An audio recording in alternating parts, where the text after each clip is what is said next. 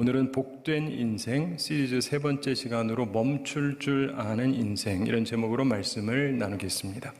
우리는 흔히 전진하는 것에 가치를 둡니다. 꾸준히 전진하는 것, 넘어져도 다시 일어나서 걸어가는 것, 이런 데에 가치를 둡니다. 근데 그것은 한 가지 전제를 깔고 있는 거예요. 그게 뭐냐면 우리 방향이 온전하다는 것입니다. 우리의 방향이 선하고 의롭고 하나님의 뜻에 합당할 때 전진해야 되고 전진하는 것이 귀한 것입니다. 그러나 우리의 방향이 악하다면, 그리고 욕심을 채우려고 하는 길이라면, 하나님의 뜻에 위배된다면 우리의 전진은 그 자체가 악한 것입니다. 우리는 멈춰야 하는 것입니다. 따라서 우리는 때로 멈출 줄 아는 인생이 되어야 합니다. 그래야 복된 인생을 살 수가 있는 것입니다. 스캔들은 매우 충격적이고 부도덕한 사건을 말합니다. 오늘은 성경에 나오는 매우 충격적인 스캔들의 시작을 말씀합니다. 구약 사사기 시대에 있었던 한 남자의 욕심, 그리고 그 가정의 스캔들이 한 지역의 스캔들로 커지고 한 지파의 스캔들이 되고 결국 온 이스라엘의 스캔들이 되는 아주 특이한 사건을 다룹니다. 워낙 방대해서 오늘 다 다루는 것은 불가능하기 때문에 일부만 다루고, 수요일에 사사기를 강의하고 있기 때문에 나중에 수요 예배 설교를 통해서 보다 깊이 있게 깨달음이 있으시게 되기를 바랍니다. 사랑하는 성도 여러분, 왜 스캔들이 생길까요? 매우 충격적이고 부도덕한 사건이 왜 생길까요? 간단합니다. 욕심 때문이에요. 욕심. 스캔들은 멈출 줄 모르는 욕심, 욕망, 욕정, 이런 것 때문에 생기는 것입니다. 따라서 멈출 줄 모르면 스캔들을 일으킬 확률이 높습니다. 그 면에서 여러분은 어떻습니까? 나는 멈출 줄 압니까? 아니면 모릅니까? 멈출 줄 아는 인생이 복된 인생입니다. 오늘 말씀 1절 함께 읽어보겠습니다. 이스라엘의 왕이 없을 그때 에브라임 산지 구석에 거류하는 어떤 레위 사람이 유다 베들레헴에서 첩을 맞이하였더니, 자, 이 말씀에서 보면은 이 사람이 아내가 있어요. 그런데 다른 여인을 얻었습니다. 이건 개인적인 스캔들이죠. 사실 여기까지는 그리 큰 스캔들은 아닙니다. 뭐 그런 사람들이 간혹 있으니까. 근데 2절은 더 큰 충격을 줍니다. 2절 함께 읽어보겠습니다. 그 첩이 행음하고 남편을 떠나 유다 베들레헴 그의 아버지의 집에 돌아가서 거기서 넉 달 동안을 지내매. 자, 레위인의 첩이 행음을 했습니다. 첩도 자기 원하는 대로 하는 여성이었어요. 멈출 줄을 모릅니다. 딴 남자가 마음에 들면 그냥 하고 싶은 대로 하는 거예요. 행음을 했습니다. 이런 가정의 스캔들, 이게 뒤로 가면서 점점 더 복잡해집니다. 오늘 본문 뒤에 가면 레위인과 그 첩이 이후에 베냐민 지파에 속한 기브아에 가서 유숙하려고 합니다. 그런데 그곳에서 밤에 성읍 불량배들이 이들이 유숙하는 집에 찾아와서 에워싸고 문을 두들기면서 그 레위인 남자를 나오라고 하면서 그와 관계하겠다는 거예요. 남자들이 남자랑 성관계하겠다는 거예요. 소돔성에서 있었던 것하고 비슷하죠. 동성 집단 강간 시도를 하는 것이면, 여기가 믿는다고 하는 사람들인데 이 사람들이 이미 타락해서 이스라엘 속에 이런 악함이 있었다는 것입니다. 멈출 줄 모르는 욕정의 사내들, 믿는 집안에서 태어나서 믿는다고 하면서 멈출 줄을 모르는 욕정을 가진 사내들.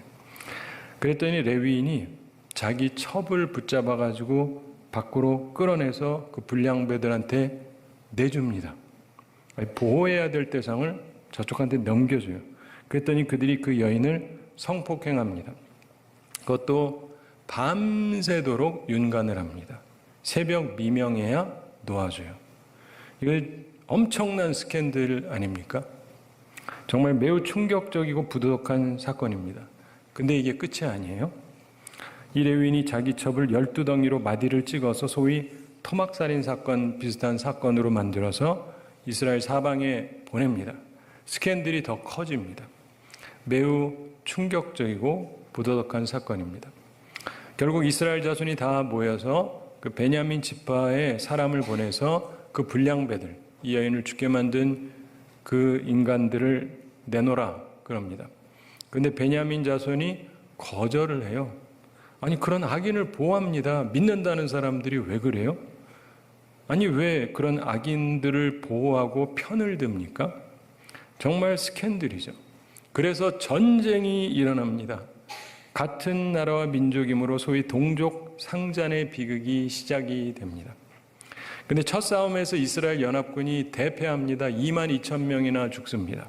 두 번째 싸움에서도 이스라엘 연합군이 또다시 패배하면서 18,000명이 죽습니다. 이틀 만에 4만 명이 전사를 합니다. 세 번째 싸움에서 이번에는 이스라엘 연합군이 완승을 거두는데, 근데 이들이 분노로 가득 차서 베냐민 사람들을 그냥 닥치는 대로 다 죽여버려요. 분노의 보복도 적당하게 해야 되는데 멈출 줄을 모릅니다. 살인을 멈출 줄을 몰라요. 그래서 베냐민 지파에서 남은 사람은 도망간 600명 남자만 살아남습니다. 이스라엘 연합군이 베냐민 자손의 가축을 포함해서 만나는 자마다 다 칼날로 치고 죽였습니다. 정말 말도 안 되는 것은 이 베냐민 지파의 모든 여성을 다 죽여버렸어요. 모든 여성을 살인했습니다. 우리로 치면 한 도의 여성들을 다 죽여버렸다는 거예요. 이게 상상이나 갑니까? 말이 됩니까? 정말 큰 스캔들입니다. 도대체 베냐민 지파의 여성들이 무슨 잘못을 했다고? 한 레위인 첩을 강간하고 죽게 한 걸 처벌하겠다고, 거기에 대해서 이 여성의 억울함에 대해서 뭐 풀겠다는 식으로 나타나가지고는 이스라엘의 한 지파의 모든 여성들, 숫자가 안 나오는데 추정컨대 최소 수만 명은 될 거예요. 그들을 다 죽여버렸어요. 이게 말이 됩니까? 정상적인 사고로 할 수 있는 일이 아니에요. 이 모든 것이 멈출 줄 몰랐기 때문이에요. 멈추지를 않기 때문에. 보복도 적당한 선에서 끝났어야 됩니다. 스캔들은요, 멈출 줄 모르는 욕심, 멈출 줄 모르는 분노, 이런 것들이 만들어내는 거예요. 이 이야기는 여기서 끝이 아닙니다. 더 있어요. 단지 시간상 수요일에 다룰 때 더 들으시기 바랍니다. 오늘 우리는 멈출 줄 모르는 인생과 멈출 줄 아는 인생을 비교해 보면서 우리의 모습을 점검해 보려고 합니다. 처음에 말씀드렸듯이 잘못됐을 때 멈출 줄 알아야 되지만 멈출 줄 모르는 인생은 결국 스캔들을 만듭니다. 그것도 점점 스캔들이 커져요. 우리는 그러지 않도록 주의해야 합니다. 오늘 본문을 근거로 우선 멈출 줄 모르는 인생의 세 가지 특징을 살펴보겠습니다. 우리는 그런 것을 피해야 할 것입니다. 멈출 줄 모르는 인생의 첫 번째 특징은요, 받은 것에 대한 감사, 하나님께서 주신 것에 대한 감사가 없어요. 그리고 욕심을 과도하게 추구한다는 것입니다.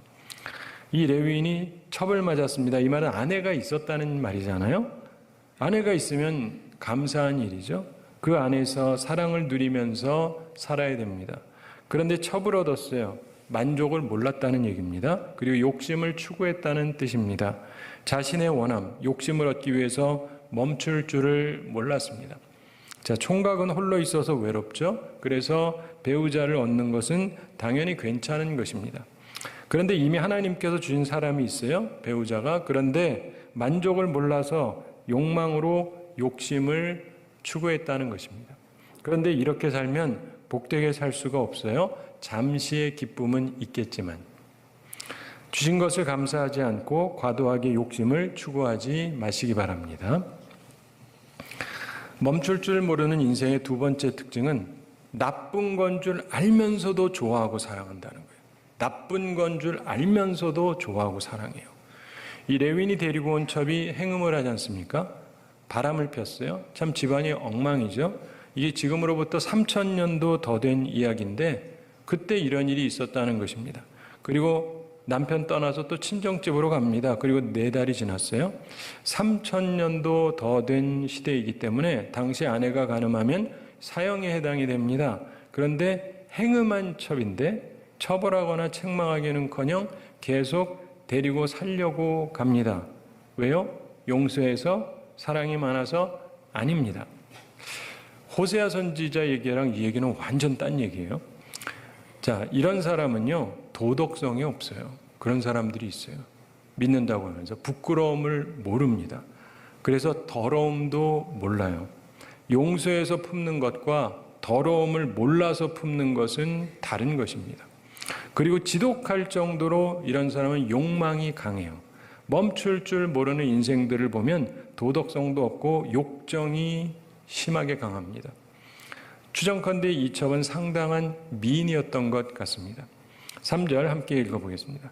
그의 남편이 그 여자에게 다정하게 말하고 그를 데려오고자 하여 하인 한 사람과 나귀 2마리를 데리고 그에게로 가매 여자가 그를 인도하여 아버지의 집에 들어가니 그 여자의 아버지가 그를 보고 기뻐하니라.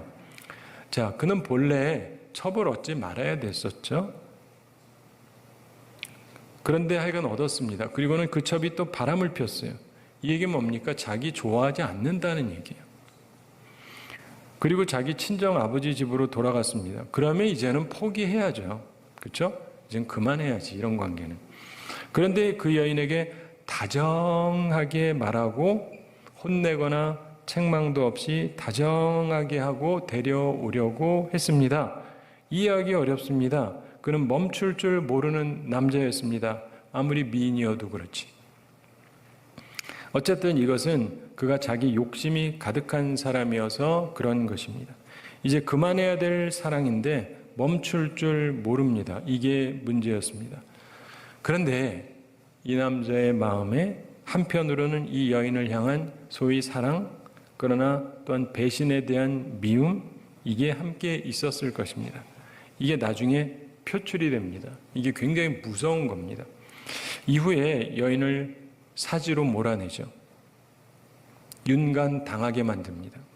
그 상황에서 여인이 여러 불량배들에게 밤새 강간을 당하는데 이 남자는 어땠어요? 편안하게 잠을 잤습니다. 편안하게 잠을 잤어요. 무서운 인간이에요. 여성들이요. 그러니까 이런 종류의 남자는 절대로 믿지 마세요. 그러다가 처절하게 죽는 여성이 있습니다.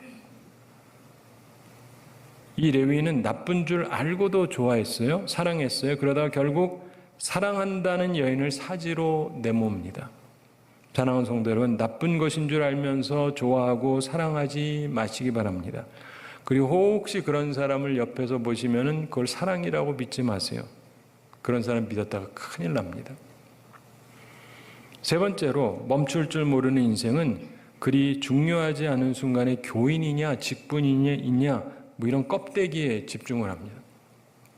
이 레위인이 그랬습니다. 이들이 장인집을 떠나서 길을 가다가 여부스, 즉 예루살렘 근처에 도달했습니다. 레위인의 종이 그곳 여부스에서 유숙하자 이렇게 제안을 합니다. 어두워지고 있기 때문에 이제 길을 멈추고 쉬어야 하기 때문입니다. 근데 이 레위인이 무조건 멈출 줄 모르는 인생만 사는 사람인지라 그 제안을 또 받지를 않습니다. 12절 함께 읽어보겠습니다. 주인이 그에게 이르되 우리가 돌이켜 이스라엘 자손에게 속하지 아니한 이방 사람의 성읍으로 들어갈 것이 아니니 기브아로 나아가리라 하고. 자, 참 특이합니다. 이 사람은 레위인이에요. 그러니까 본래 믿음의 삶을 살아야 되는데 도덕적으로 살지 않았습니다. 그리고 첩이 행음했는데도 개의치를 않았어요. 도대체 뭐 이런 사람이 있습니까? 그런데 이스라엘 자손에게 속하지 않은 이방 사람 성읍에 멈추어 쉬는 것 반대하고 계속 전진해서 기브아에 묵겠다는 것입니다. 자, 도덕도 상관이 없고 행음하는 것도 상관이 없다 그러면서 교인이냐 이건 따진다는 거예요. 이것이 비극의 또 다른 시작이었습니다. 15절 함께 읽어보겠습니다. 기브아에 가서 유숙하려고 그리로 돌아 들어가서 성읍 넓은 거리에 앉아 있으나 그를 집으로 영접하여 유숙하게 하는 자가 없었더라. 아멘. 자, 믿는다는 사람들이 사는 곳이에요. 소위 말하면 전부 교인들이 있는 데입니다. 그런데 그 중에 단 한 명도 그를 영접하지 않았습니다. 교인이라고 선의를 기대하는 것은 참으로 때로 허망한 기대에 불과한 것입니다. 근데 사람들이 이걸 잘 모르는 것 같아요. 저는 목사지만 간혹 안타깝게 느끼는 게 있습니다. 교인이라고 다 괜찮은 거 아닙니다. 근데 어떤 분들은요, 사소한 일에서 교인인지 아닌지만 따져요. 그리고 자신은 교인을 그러면서 믿음을 선택했다 이렇게 생각하는데 그리고는 큰 봉변을 당하기도 합니다. 인생에서 큰 어려움에 봉착하는 경우를 제가 간혹 보게 되는데 그리 중요하지 않은 일에서 교인이냐 직분이 있느냐 이런 껍데기에 집중하지 마세요. 그 속을 어찌합니까? 교인 중에 직분자 중에 악한 죄인도 있습니다. 예수님 당시에도요, 대제사장도 장로들도 죄인들이 많았어요. 바리새인도 서기관들도 학자들도 죄인들이 많았다고요. 껍데기만 보고 믿을 수 있다라고 생각하는 건 말 그대로 나만의 착각입니다. 그러나 일반적으로 욕망과 분노에 의해서 살면서 멈출 줄 모르는 인생을 사는 사람들을 보면 대체로 받은 것에 대한 감사, 주신 것에 대한 감사가 없고 욕심을 과도하게 추구합니다. 그리고 두 번째로 나쁜 줄 뻔히 알면서 좋아해요. 나쁜 줄 뻔히 알면서 좋아해요. 세 번째로 그리 중요하지 않은 순간에 교인이냐 직분이 있느냐 이런 걸 또 따져요. 그리고 교인이면 안심을 합니다. 어디 성경에 교인이면 안심하라는 말이 있습니까? 성경을 보세요. 얼마나 많은 죄인들이 나오는데 근데 그렇게 생각하다가 큰 봉변을 당하고 그리고는 또 교회를 욕해요. 그리고 복된 인생과 상관이 없는 불행한 인생길에 빠집니다. 사랑하는 성도 여러분, 그렇게 살지 마시기 바랍니다. 노아 시대에 홍수로 세상을 멸하시려던 하나님이 계셨습니다. 그러나 멈출 줄 아셨죠? 그래서 인류가 지금도 살아있는 것입니다. 하나님은 의분조차도 멈출 줄 아는 분이셨습니다. 의로운 심판도 의로운 분도도 멈출 줄 아시는 분이었습니다. 우리가 본받아야 하는 것입니다. 이제 멈출 줄 아는 인생에 대해서 잠시 생각해 보겠습니다. 성경에 나오는 3명의 인물을 생각해 보면서 우리가 모범으로 삼게 되기를 바랍니다. 우선 첫째로 요셉, 애굽의 요셉을 생각해 보겠습니다. 그는 멈출 줄 아는 인생을 살았습니다. 그가 팔려간 곳에 바로의 시위대장 보디발의 아내가 그를 유혹했습니다. 상류 사회의 여인이었습니다. 그러나 그는 젊은 욕망으로 달리지 않았습니다. 그는 멈출 줄 아는 청년이었습니다. 요즘 청년들 어때요? 저런 여자는 내가 한번 좀 해보면 좋겠다. 이런 남자들이 얼마나 많은데요. 근데 이 사람은 멈출 줄 알았습니다. 그리고 결국 그것으로 인해서 사실은 어려움을 심히 당하긴 했습니다.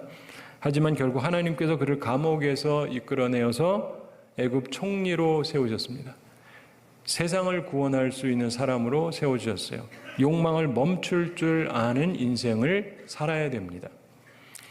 자, 요셉은 또한 형들에 대한 분노도 있었겠지만 그들을 죽이려고 달려들지 않았습니다. 미움과 분노 멈출 줄을 알았어요. 그래서 그는 이스라엘이 민족으로 성장할 수 있도록 사용된 귀한 인물이 됩니다. 분노를 멈출 줄 아는 요셉과 같은 사람이 되기를 바랍니다. 두 번째로 다윗 왕의 회개를 좀 생각해 보겠습니다. 다윗이 왕이 된 이후에 그는 요셉과 달리 실수를 했어요. 요셉은 그런 쪽에서 실수를 안 했는데 다윗은 실수를 했습니다. 죄를 지었어요. 욕망을 채우면서 살았습니다. 그래서 심지어 자기 부하의 아내인 유부녀 밧세바와 관계를 맺습니다. 근데 이 여인이 임신하니까 이거를 숨기려고 그 남편하고 부인이 잠자리를 갖게 하려고 했는데 충직한 부하가 아내를 만나지도 않습니다. 그리고 전장에만 있습니다. 그래서 그를 맹렬한 싸움터로 보내서 죽게 만듭니다. 간접 살인을 한 거죠. 그리고 그 여인을 자기 아내로 삼았습니다. 미망인이니까 해가지고 데리고 왔어요. 이때까지 다윗은 요셉과 달리 멈출 줄을 몰랐어요. 욕망으로 살았습니다. 그래서 크게 범죄했습니다. 우리도 그럴 수 있어요. 그것으로 인해서 우리 인생에 어려움이 올 수가 있습니다. 혹시 이 가운데 그런 상황이 있는 분도 있을지 모르겠는데 그런데 선지자 나단이 그의 죄를 지적합니다. 오늘 이 말씀 듣는 분들 중에도 이게 하나님이 주시는 말씀일 수 있죠. 다윗이 그의 죄를 숨기기 위해서 이 선지자를 죽여버리는 방법을 취할 수도 있는데 그러지 않았습니다. 그는 자신의 죄를 인정하고 회개합니다. 멈출 줄 알았어요. 상당히 달렸지만 어떤 때가 되니까 멈췄습니다. 이 일로 그의 아들이 죽습니다. 그리고 가정에 어려움이 생깁니다. 그러나 그가 멈췄기 때문에, 회개했기 때문에 그의 왕위는 계속 이어지고 하나님의 은총이 함께하고 그의 아들 솔로몬이 대를 잇고 그리고 예수 그리스도께서 그 후손으로 나시게 됩니다.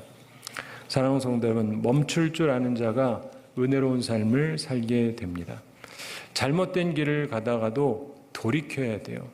회개가 살 길입니다. 멈출 줄 아는 우리가 되기를 바랍니다. 세 번째로 우리는 사도 바울의 회심을 생각해 보기를 원합니다. 잘 아시는 대로 신약에 나오는 사울, 예수 믿는 사람들을 핍박을 합니다. 스데반 죽이는 데도 앞장섰고 다메섹까지 가서 사람들을 잡아오려고 했습니다.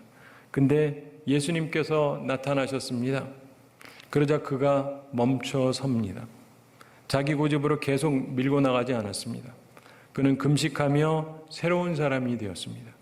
멈춰 설 줄 알아야 됩니다. 그는 예수님께서 세우신 귀한 복음의 사도가 되었습니다.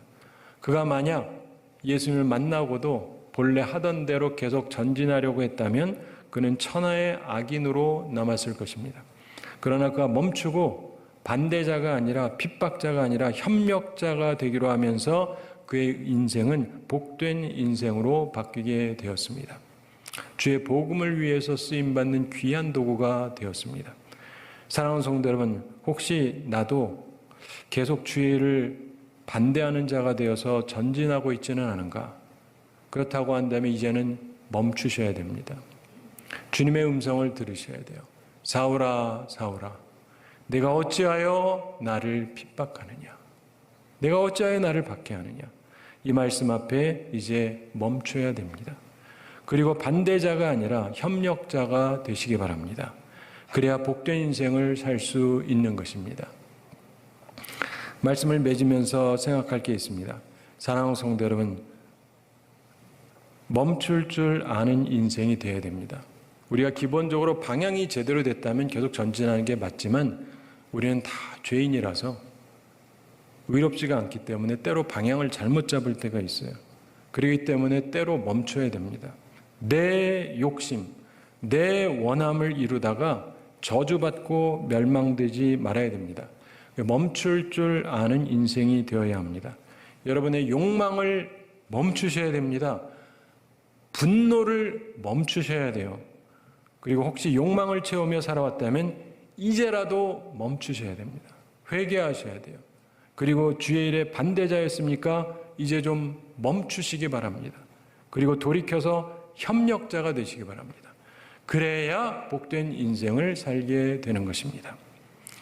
바라기는 욕망과 분노를 멈출 줄 알고 잘못된 길을 가고 있다면 회개할 줄 알고 반대자의 길을 밀어붙이고 있었다면 이제는 협력자로 돌이켜서 복된 인생을 살아가는 우리 모두가 되기를 바랍니다.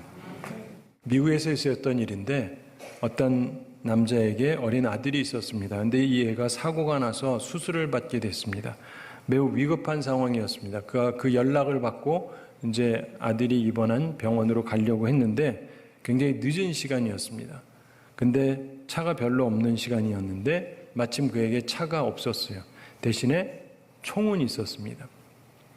아이를 보러 가야 된다는 생각에 무조건 직진하기로 생각했습니다. 대부분 사람들이 그렇듯이. 도로로 나갔습니다. 마침 빨간 신호등 앞에 멈춰선 차가 한 대 있는 것을 발견했습니다. 그래서 총을 겨누면서 말했습니다. 당장 내려, 안 그러면 쏜다. 그랬더니 그 사람이 겁은 내면서도 안 내리려고 그래요. 그러면서 자기가 급한 일이 있다는 거예요. 급한 일이 있다고. 그래도 이 사람이 내리라고 그랬습니다. 안 그러면 쏜다고. 그러니까 그 사람도 뭐 어쩔 수 없잖아요. 죽을 수는 없으니까 내립니다. 그래서 이 차를 뺏어서 병원으로 달렸습니다. 병원에 도착을 했습니다. 아이가 마침 죽지는 않았어요. 근데 어떻게 됐나 봤더니 아직 수술이 안 되고 있는 거예요. 왜 그러냐 했더니 의사가 오지 않았다는 거예요. 너무 늦어집니다. 결국 그러다가 골든타임을 놓쳐버렸어요. 그리고 아들이 죽었습니다.